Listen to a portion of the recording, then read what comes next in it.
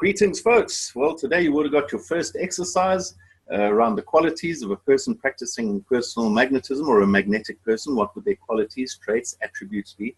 I'm sitting outside here. I just got to share beautiful, beautiful late afternoon weather outside there. I have got a mountain just on the other side, but it's behind a bit of cloud cover.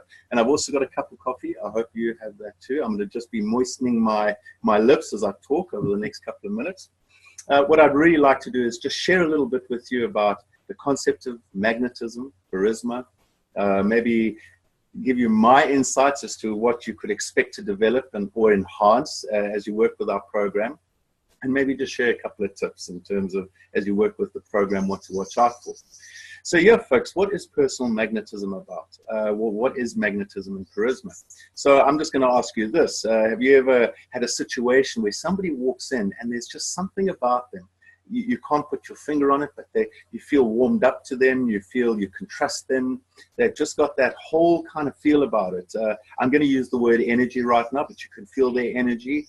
It's got that X factor. And I think the X factor is what's been used in all these reality programs. People say that we're looking for that X factor. And in fact, what they do is they take some of these people who haven't got it 100% and they actually build on that X factor. So, you know, what is that X factor? So we're going to be exploring a lot over the next couple of months that will hopefully contribute to that X factor within you. We've all got it. Everybody has an X factor. There are levels of it. Even those people that you meet where you just don't want to hang out with anymore, you actually want to get away from them. They just seem to repel you and repel everyone else around them. They actually have magnetism. It's just working in reverse. It's just not in the right direction. So yeah, it's a wonderful subject, very deep subject, and some of the qualities that you will discover as you work within yourself. You will discover some of these qualities starting to manifest themselves in your behavior. So let me just share a few with you. One of the biggest qualities with working with personal magnetism, or should I say developing the art of magnetism, is that you start to become very aware. You're developing self-awareness. In fact, this course is all about self-awareness, or this program, I should say. Without self-awareness, you won't even know what you want to change about yourself if you wish to. So self-awareness is about going within yourself, looking at what makes you behave and why it makes you behave the way you do. I'll give you a practical insight right now. Communication. The studies have shown that when you meet somebody, what makes them feel they can trust you? What makes them feel they can like you? And there are three main factors of how we communicate with people. There's verbal, paraverbal, the way you actually talk, with tone of voice, and your nonverbal, everything else that goes besides verbal and tone of voice. And the studies have shown that 93% of your communication is from tone of voice and nonverbals. In other words, the words you're actually using are minuscule as to whether people feel they can trust you. So that's going to be a big component of this course, is to build on your nonverbal body language, to build on your tone of voice, and that takes a significant amount of self-awareness, because that is all driven by the subconscious, stuff you are not aware of. In my Beyond Thinking, I call it the moonwalking bears. Those who've joined me on the class will know what I'm talking about. So you start to work on your self-awareness, and the tools we give will start helping you work with that. With that self-awareness, as you become very aware of what makes you tick and why it makes you tick, more importantly, you start to become very socially aware. You start understanding that maybe you're not the only person with the stuff that you have. And that helps you start to understand other people a lot more clearly. As you work with these awareness levels, you start to be in a better position to make the changes you want to make. For yourself specifically, you notice, for example, certain core beliefs operating in the subconscious, in the background, and you start to go, I see you. That doesn't work for me anymore. And you actually begin to make some changes. In terms of social awareness, you start to actually become more influential with other people. Instead of hitting them head on and attacking the ego and saying, this is what you must do, you might even start asking questions. So tell me, why did you do that, in a way that they feel comfortable? And you start influencing them.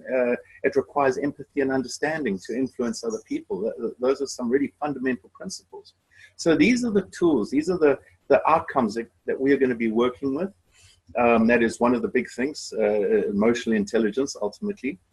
The other thing is, as you're working with all this awareness, you start to reclaim energy. And what do I mean by that? Well, there's so much in the environment that drains us of energy. I'll give you a practical example. Just Facebook, which paradoxically we are using to get the message across. The news articles, for example, that will come up by news agencies. And then you look at the comments underneath and you'll see everybody complaining and fighting with it. They're the persecutors, they're the victims. They don't even know each other. And what are they doing with their energy? They're throwing it away. And what do you need that? It's your energy. For me, I'm very personal about my energy. I want to use it to be constructive. And ideally, I want to construct something for myself. It's a very selfish act, I know. But as I reclaim energy, there's something that starts to shine within me, and people feel that. They will feel something coming from you, and that's what draws them towards you. It's really very exciting. I even get goosies as I talk about it. I'm going to have a quick sip of coffee. It's a really powerful topic. So we're going to be giving you some tools that help reclaim energy, and you'll find that in those people who are magnetic. They walk into a room and they believe they are enough. It's not an arrogance thing. They are very humble people. People who are magnetic are humble. You're not better than them. They are not better than you. There's that feeling of I am enough. So we're going to be working with some of that with you over the next couple of months. There's also, as you reclaim your energy, you feel a sense of vitality. You feel actually a sense of happiness, or should I say your happiness levels start to adjust. You know, in this world, there's a lot of bad news out there. And when I say that, I'm talking, you know, if you read a news article or whatever, bad news sells. They don't say, hey, guys, everything's going well today. You know, people don't want to buy those newspapers. You look at certain magazines, it's all drama, drama, drama. Well, as you reclaim your energy, you start getting sucked into that. And you start, a person working with this concept or with these tools, you start to take charge of your own filters. You know, the filters that we have, I think we're pretty, it's my personal feeling, I think we are trained to look for where things are going wrong. It's the nature of humankind as we grow up. And as you work with these concepts and as you become more magnetic, you'll find your filters change. You start consciously looking for where things are going right, both within yourself and out there. And that is vital as part of magnetism. I don't know if you meet people who just complain the whole time. Do you want to be with them? I don't. It's draining. So that is one of the qualities. You change the filters. You tend to become more happier. You filter. It's not about sticking your head in the sand. It's about consciously saying there is stuff that is working, and I'm going to use that to energize me.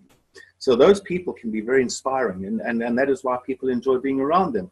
And you don't have to be this inspiring dude that says, yes, you can. You just have to quietly show your light from inside. And that inspiration comes from beingness, not from the words you use. So those are a couple of ideas in terms of qualities.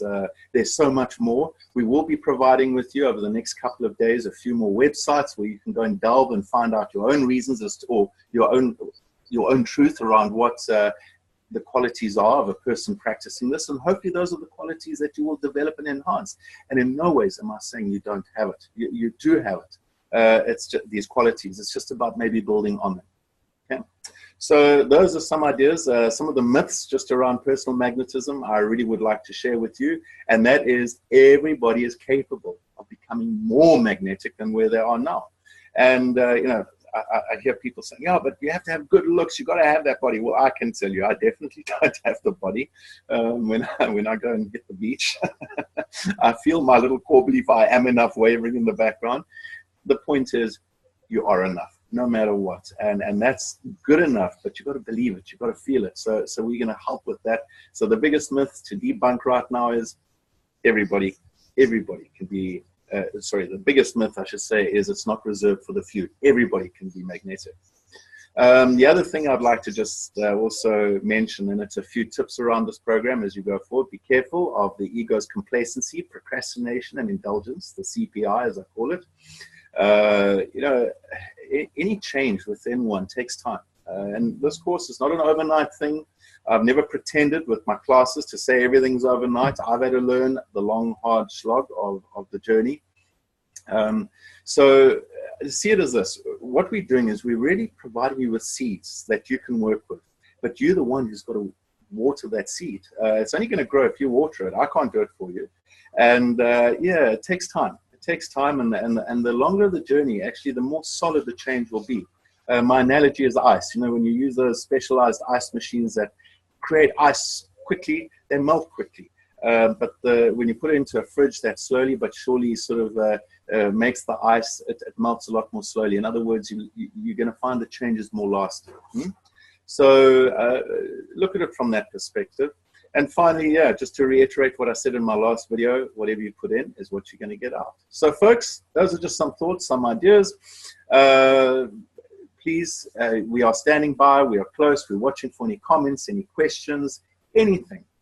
Feel free to use the Facebook group for that. And yeah, until we connect again, take care and stay aware.